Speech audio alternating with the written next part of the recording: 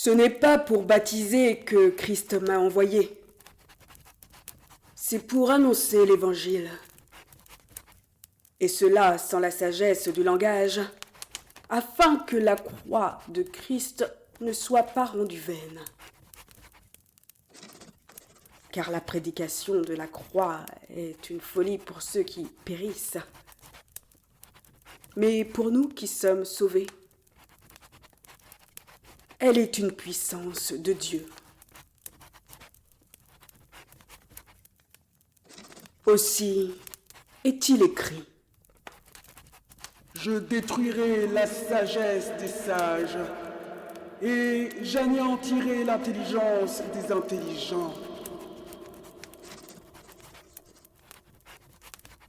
Où est le sage? Où est le scribe?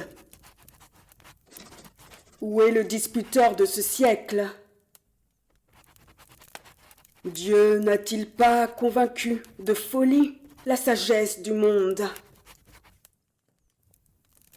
Car puisque le monde, avec sa sagesse, n'a point connu Dieu dans la sagesse de Dieu,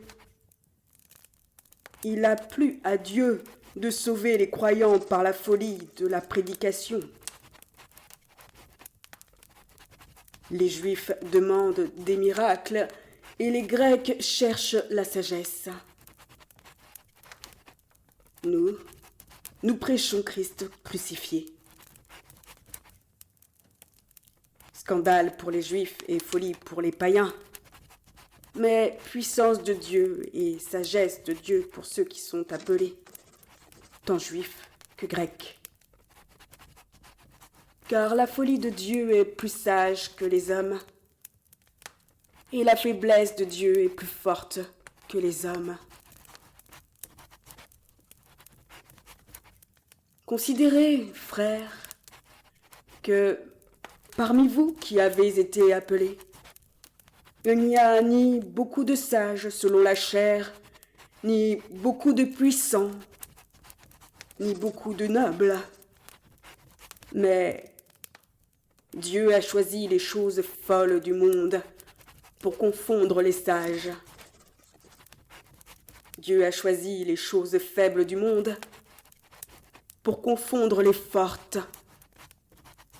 Et Dieu a choisi les choses viles du monde et celles qu'on méprise, celles qui ne sont point, pour réduire à néant celles qui sont, afin que nulle chair ne se glorifie devant Dieu.